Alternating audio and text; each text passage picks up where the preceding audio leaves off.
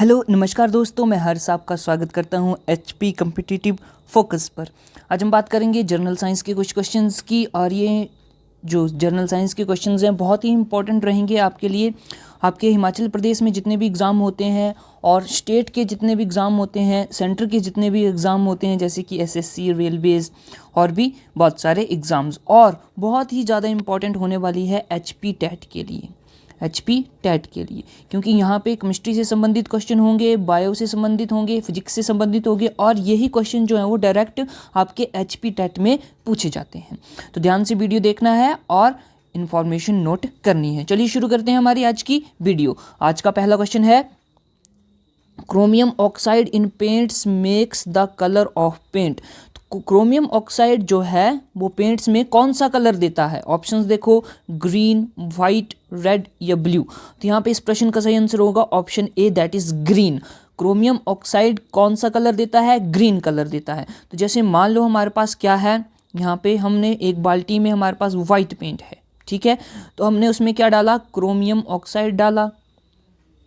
Chromium oxide डाला तो chromium oxide में क्या होती है? पिगमेंट आती है, जिससे कि ग्रीन, वो पिगमेंट कैसी होती है? ग्रीन पिगमेंट होती है। तो यहाँ पे हमारे पास क्रोमियम ऑक्साइड डालने से ये कलर जो है वो ग्रीन हो जाएगा, पेंट का रंग ग्रीन हो जाएगा, ठीक है। आइए देखते हैं एक्सप्लेनेशन। हमारे पास ऑप्शन ए बिल्कुल सही है, और एक्सप्लेनेशन में क्या बोलता है? Chromium oxide in paints makes the colour paint green. Chromium oxide paint में ग्रीन कलर देता है। It is commonly called chrome green when used as pigment. जब हम इसको पिगमेंट के रूप में यूज़ करते हैं तो इसको क्रोम ग्रीन कहते हैं। क्या कहते हैं? क्रोम ग्रीन कहते हैं। However it was referred to as viridian when it was first discovered. जब ये पहली बार डिस्कवर किया गया था तो इसको क्या बोला था? बिरिडियन बोला था। ये बात आपको ध्यान में रखनी है। बढ़ते हैं अगले प्रश्न की ओर। अगला है, the cause of temporary hardness of water is. Temporary hardness of water, यानी कि टेम्परेरी हार्डनेस ऑफ वाटर का कारण क्या है? किस वजह से वाटर में टेम्परेरी हार्डनेस आती है? ऑप्शंस देखेंगे, calcium sulphate, calcium chloride, magnesium sulphate या फिर कैल्शियम कार्बोनेट। तो यहाँ पे हमारे पास सही आंसर क्या होगा? ऑप्शन डी सही होगा, कैल्शियम कार्बोनेट। तो ध्यान में ये बात रखनी है, कैल्शियम बाइकार्बोनेट की वजह से क्या होता है? टेम्परेरी हार्डनेस ऑफ वाटर होती है, ठीक है। आइए देखते हैं क्या है हमारे पास आंसर। ऑप्शन डी बिल्कुल सही है, और देखेंगे हमारे पास एक्सप्लेनेशन। एक्सप्लेनेशन है, temporary hard water can be softened by boiling water. अब ये जो टेम्परेरी हार्डनेस ऑफ वाटर है, इसको हम कैसे ठीक कर सकते हैं? तो सिंपल सा मेथड है, हमें वाटर को बॉयल करना है। वाटर को बॉयल करना है, इससे क्या है? टेम्परेरी हार्डनेस ऑफ वाटर जो है वो रिमूव हो जाती है। Temporary hardness is usually caused bye thermally unstable magnesium hydrogen carbonate and calcium hydrogen carbonate. यानी कि यहाँ पे बात कर रहा है मैग्नीशियम बाइकार्बोनेट की, कार्बोनेट की, और साथ में कैल्शियम बाइकार्बोनेट की। तो इन्हीं दो चीज़ों की वजह से, मैग्नीशियम बाइकार्बोनेट और कैल्शियम बाइकार्बोनेट की वजह से ही वाटर में टेम्परेरी हार्डनेस होती है। और ये क्या है? ये जब पानी में घुल जाते, अब आपको पता है कि पानी कहाँ पे होता है? ज़मीन में होता है, धरती के अंदर होता है पानी। तो धरती के अंदर बहुत सारी चीज़ें जो है पाई जाती हैं, तो वहाँ पे पानी में लाइमस्टोन और चाक जैसे एलिमेंट्स या कंपाउंड जो हैं वो मिल जाते हैं, जिसकी वजह से क्या है? पानी में कैल्शियम हाइड्रोजन कार्बोनेट और मैग्नीशियम हाइड्रोजन कार्बोनेट मिल जाता है, और वो क्या बना देता है? वाटर को टेम्परेरी हार्ड बना देता है, ठीक है। क्लियर हुआ यहाँ तक? अब आगे है, permanently hard water can not be softened by boiling. अब ये बात कर रहा है परमानेंटली हार्ड वाटर की, यानी कि ऐसा पानी जिसमें कि परमानेंट हार्डनेस है, उसको हम सॉफ्ट नहीं कर सकते हैं बाय बॉइलिंग। अगर हम परमानेंटली हार्ड वाटर को बॉयल करेंगे तब हमें शुद्ध पानी नहीं मिलेगा, ठीक है। Permanent hardness is caused bye very soluble magnesium sulphate and slightly soluble calcium sulphate. अब ये भी बात याद रखनी है कि जो परमानेंट हार्डनेस है पानी की, वो किस वजह से होती है? वो होती है मैग्नीशियम सल्फेट और कैल्शियम सल्फेट की वजह से, ठीक है। और ये कहाँ से आते हैं पानी में, तो ये जिप्सम डिपॉजिट होते हैं जो कि पानी में घुल जाते हैं। बात क्लियर हुई। तो इस तरह से पानी जो है वो परमानेंट हार्ड हो जाता है। ऑलराइट, अब बात करते हैं अगले क्वेश्चन की। बोलता है branch of biology deals with extinct organisms. Biology की ऐसी ब्रांच जो डील करती है, किसके साथ डील करती है, एक्सटिंक्ट। एक्सटिंक्ट मतलब कि विलुप्त प्राणी, विलुप्त प्राणियों के साथ डील करती है। वो कौन सी ब्रांच है? क्या वो पैलिनोलॉजी है, फाइलोजेनेसी, या फिर हम बात करेंगे कि पैलियोबोटनी, या फिर हमारे पास है ऑप्शन 4 दैट इज पैलियोंटोलॉजी। तो यहाँ पे बिल्कुल सही होगा, ऑप्शन डी सही हो जाएगा इस क्वेश्चन का आंसर। तो देखते हैं हमारे पास क्या है solution. Yes, option answer D बिल्कुल सही है। और बात करते हैं हम एक्सप्लेनेशन की। Palaeontology is the branch of biology deals with extinct organisms. ठीक है, it includes the study of fossils to determine organisms. ये किसकी स्टडी होती है? ये फॉसिल की स्टडी होती है, ताकि हम उस ऑर्गेनिज्म के बारे में पता लगा सके। जैसे कि मान लो हमारे पास डायनासोर है, डायनासोर के कुछ अवशेष हमें मिले, तो हम उसकी स्टडी करेंगे। वो क्या है? एक फॉसिल है, फॉसिल है। ठीक है, उसकी स्टडी करेंगे, और उसकी स्टडी करने के बाद हमें पता लगेगा कि ये जो रिमेन्स हैं ये किसके हैं? ये डायनासोर के हैं। और उसी स्टडी को हम बोलते हैं पैलियोंटोलॉजी। ठीक है, पैलियोंटोलॉजी। आगे बोल रहा है interaction with each other and their environment. क्या है कि स्टडी ऑफ फॉसिल्स की, वो फॉसिल हमें कहाँ से मिला, किस तरह से वो एक ऑर्गेनिज्म से दूसरे ऑर्गेनिज्म के साथ इंटरेक्ट था, कौन से इन्वायरमेंट में रहता था, उस चीज़ का या फिर उस ऑर्गेनिज्म का एवोल्यूशन क्या है, ऑर्गेनिज्म का एवोल्यूशन। ठीक है, एवोल्यूशन क्या है, इसे इस स्टडी से हमें पता लगता है। Palaeontological observations have been documented as far back as 5th century BC।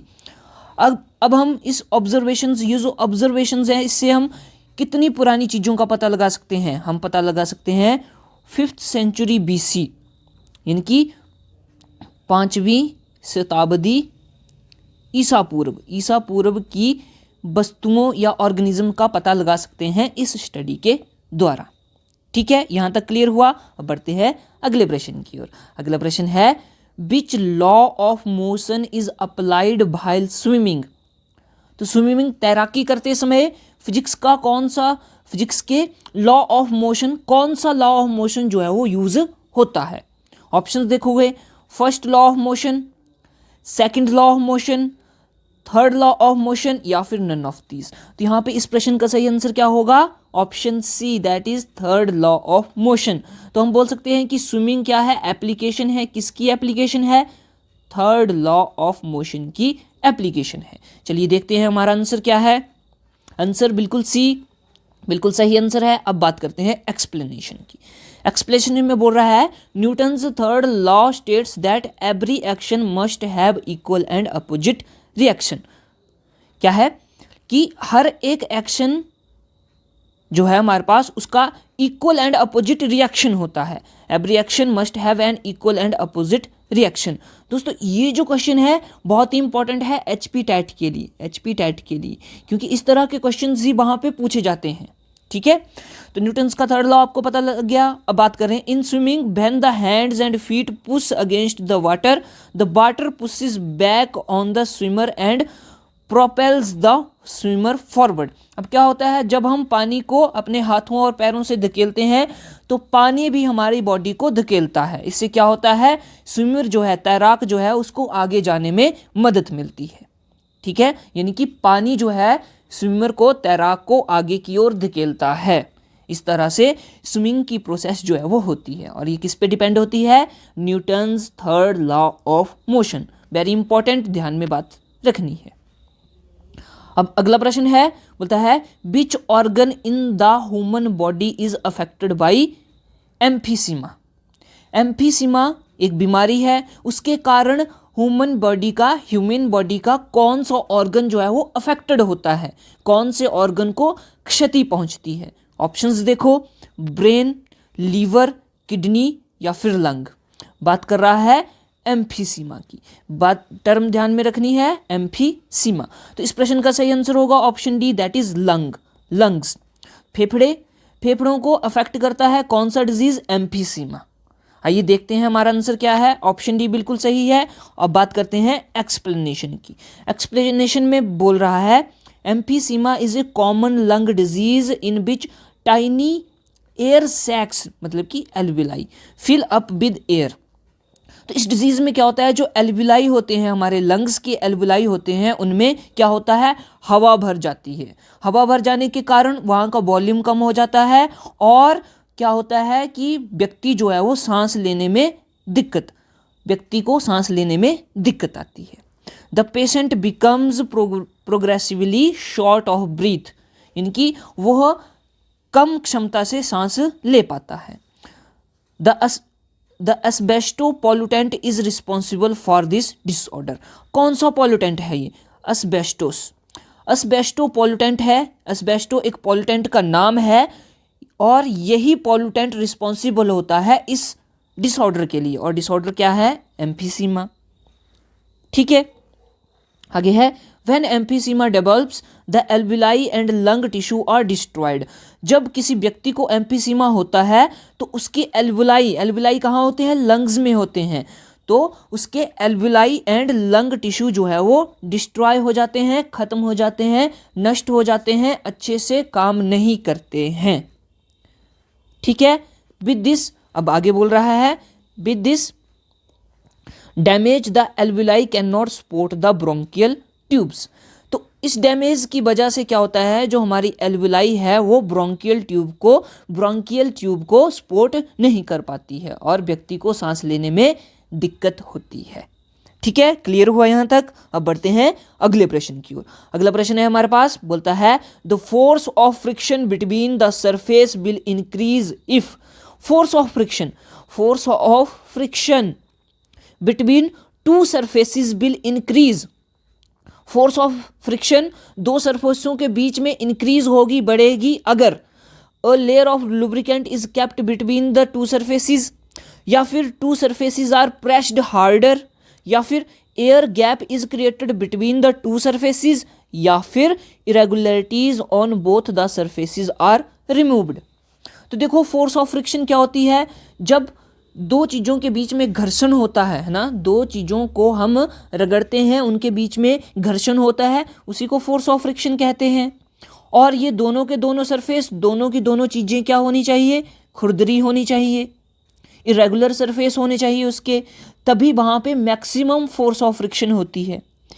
लेकिन यहाँ पे बात कर रहा है द लेयर ऑफ लुब्रिकेंट। अगर हमने लुब्रिकेंट लगा दिया टू सरफेसिस पे, तब तो फोर्स ऑफ फ्रिक्शन खत्म हो जाएगी, वहाँ पे कोई भी फोर्स ऑफ फ्रिक्शन नहीं रहेगी। तो ऑप्शन ए गलत हो जाएगा। फिर ऑप्शन डी की बात करते हैं, इरेगुलरिटीज मतलब कि अनरेगुलर सरफेस। अगर हम सरफेसिस को बिल्कुल स्मूथ कर दें, उसकी इरेगुलरिटीज को हटा दें, तब भी फोर्स ऑफ फ्रिक्शन जो है वो खत्म हो जाएगी। तो ऑप्शन डी भी गलत हो गया। फिर air gap is created between the to surfaces. अगर हम दो सरफेसिस के बीच में एयर गैप बना दें तो दो सरफेस जो है वो तो कांटेक्ट में आएंगे ही नहीं, तो इससे भी फोर्स ऑफ फ्रिक्शन नहीं होगी। तो ऑप्शन सी भी गलत है। तो हमारे पास आंसर आ जाएगा option B, that is two surfaces are press harder. मान लो दो सरफेस है हमारे पास, एक सरफेस ये है, दूसरा सरफेस ये है। अब इनको हमने क्या किया? प्रेस कर दिया। इन दोनों को क्या करा? प्रेस कर दिया। प्रेस करने के बाद जोर से प्रेस करना है इसको, ठीक है। प्रेस करने के बाद कुछ इस तरह से हमें दिखाई देगा। तो क्या है यहाँ पे? यहाँ पे इन दोनों सरफेस, ये दो सरफेस जो हैं वो आपस में मिल गए, ठीक है। इनमें इरेगुलरिटीज है तो फोर्स ऑफ फ्रिक्शन भी होगी। तो यही बात बोल रहा है the two surfaces are pressed harder. तो हमारे पास सबसे ज़्यादा फोर्स ऑफ फ्रिक्शन वहाँ पे देखने को मिलेगी। आइए देखते हैं आंसर। ऑप्शन बी बिल्कुल सही है। और एक्सप्लेनेशन की ओर बढ़ते हैं। बोलता है the way to increase friction is to make the surface of two object more difficult to slide against each other. मतलब कि हमें क्या करना है, दो सरफेसों पर ऐसी फोर्स लगानी है कि वो एक दूसरे को स्लाइड ना करें या फिर स्लाइड ना हो पाए, तब हमें सबसे ज़्यादा फोर्स ऑफ फ्रिक्शन वहाँ देखने को मिलेगी। This can be done by making the surface रफर। अब ये जो है कैसे किया जा सकता है, हमें सरफेस को रफ बनाना है। क्या बनाना है, उसमें बहुत सारी इरेगुलरिटीज़ होनी चाहिए, उसको रफ बनाना है। और two surfaces are pressed harder, और हम क्या कर सकते हैं, दो सरफेसेस को जोर से प्रेस कर सकते हैं, बहुत ही क्षमता से प्रेस कर सकते हैं। और applying more pressure to one of the surface, या फिर हम किसी एक सरफेस पर बहुत सारा प्रेशर लगा सकते हैं। इससे क्या होगा, वहाँ पे फोर्स ऑफ फ्रिक्शन जो है वो ज़्यादा देखने को मिलेगी। ठीक है, समझ में आया। अब बात करते हैं अगले प्रश्न की। अगला प्रश्न है, why does a fountain pen leak in aeroplane flying at a height. Fountain pen होता है हमारे पास, बोल रहा है कि जब हम हवाई जहाज में उड़ते हैं किसी ऊंचाई पर, तो फाउंटेन पेन जो है वो लीक हो जाता है। इसके पीछे का कारण क्या है। ऑप्शंस देखो, ए ऑप्शन बोल रहा है because of reduced viscosity of the ink in the pen. जो पेन में इंक है उसकी विस्कोसिटी रिड्यूस हो जाएगी। या फिर because of increased viscosity of the ink in the pen, या फिर इंक है पेन में उसकी विस्कोसिटी इंक्रीज हो जाएगी। आगे है because of higher atmospheric pressure outside the pen, या फिर पेन के बाहर क्या होगा, एटमॉस्फेरिक प्रेशर जो है वो ज़्यादा हो जाएगा, इस वजह से पेन लीक होगा। या फिर because of lower atmospheric pressure outside the pen, या फिर पेन के बाहर का एटमॉस्फेरिक प्रेशर क्या है, कम हो जाएगा। तो आपको पता है जैसे जैसे हम हाइट की तरफ बढ़ते हैं तो प्रेशर जो है वो डिक्रीज होता है, एटमॉस्फेरिक प्रेशर जो है वो डिक्रीज होता है। तो इसी वजह से क्या होगा कि जो हमारा पेन है वो लीक हो जाएगा। तो ऑप्शन नंबर डी सही हो जाएगा, because of lower atmospheric pressure outside the pen. Pen के बाहर का एटमॉस्फेरिक प्रेशर कम हो जाएगा, पेन के अंदर जो है प्रेशर इंक का वो ज़्यादा होगा। तो आपको पता है कि जब मूवमेंट होती है तो high pressure to low pressure होती है। हाई प्रेशर एचपी मतलब high pressure to low pressure. ठीक है, तो हाई प्रेशर कहाँ है, पेन में है, पेन के अंदर हाई प्रेशर है, और बाहर क्या है, लो प्रेशर है, यानी कि एरोप्लेन में। तो क्या होगा, इंक जो है वो high pressure to low pressure movement करेगी और पेन से स्याही निकल जाएगी, पेन जो है वो लीक हो जाएगा। समझ में आया। तो ऑप्शन डी बिल्कुल सही हो जाएगा यहाँ पर इस क्वेश्चन का आंसर। देखते हैं क्या है सोल्यूशन हमारे पास। Yes, option D is very correct. And here क्या बोल रहा है एक्सप्लेनेशन में, a fountain pen leaks in an aeroplane flying at height because lower atmospheric pressure outside the pen. Pen के बाहर एटमॉस्फेरिक प्रेशर जो है वो लो है। Due to this difference in air pressure the air inside the pen forces the ink to come out. और इसी pressure difference की वजह से जो पेन के अंदर इंक है वो बाहर आने की कोशिश करेगी। This equalises the air pressure inside and outside the pen. और इसी से हमें पता लग रहा है कि पेन के अंदर का प्रेशर और पेन के बाहर का प्रेशर है। और क्या है, इसी कारण जब इंक बाहर निकल जाएगी तो पेन के अंदर का प्रेशर भी बराबर हो जाएगा और पेन के बाहर का प्रेशर भी बराबर हो जाएगा। इसलिए पेन जो है वो लीक होता है जब हम एरोप्लेन में फ्लाई करते हैं किसी ऊंचाई पर। बात समझ में आई? उम्मीद करता हूं कि आपको समझ में आया होगा। दोस्तों, आगे बढ़ने से पहले शेयर ज़रूर करें हमारी वीडियो और साथ में लाइक भी करें अगर आपको कंटेंट अच्छा लग रहा हो। बढ़ते हैं अगले प्रश्न की ओर। Banking of roads is an example of. अब ये बैंकिंग ऑफ रोड्स क्या है? ये हमारे पास रोड है, ये हमारे पास रोड है, ठीक है, एनएच है, ये नेशनल हाईवे। तो बैंकिंग का मतलब कि इसके जो एरिया होता है, यानी कि हमारे पास रोड का जो साइड होती है उसको हम ऊंचा रखते हैं। उसको क्या रखते हैं? हम ऊंचा रखते हैं। इसको ही बोलते हैं बैंकिंग ऑफ रोड्स। ये क्यों करते हैं? ये किसका एग्जाम्पल है? ऑप्शंस क्या क्या हैं? Centrifugal force, van der Waals, या फिर हमारे पास सेंट्रीपिटल फोर्स, या फिर नन ऑफ दीज। तो इस प्रश्न का आंसर होगा option C, that is centripetal force. आइए देखते हैं क्या है सोल्यूशन हमारे पास। सोल्यूशन है ऑप्शन सी, बिल्कुल सही, सेंट्रीपिटल फोर्स। अब देखते हैं एक्सप्लेनेशन। एक्सप्लेनेशन में क्या बोल रहा है, banking of roads is an example of centripetal force. Banking of roads is an example of centripetal force. Centripetal force is the force which keeps the body to move in a circular path. अब centripetal force क्या होती है, ये एक प्रकार की ऐसी force होती है जो बॉडी को सर्कुलर पाथ में मूव करने के लिए होती है, या फिर हम बोलेंगे कि ऐसी फोर्स जो कि बॉडी को एक सर्कुलर पाथ में मूव करवाती रहती है, वो होती है सेंट्रीपिटल फोर्स। ठीक है। F is equal to M V square upon R, F is equal to M B square upon R, ये होती है हमारे पास सेंट्रीपिटल फोर्स, सेंट्रीपिटल फोर्स।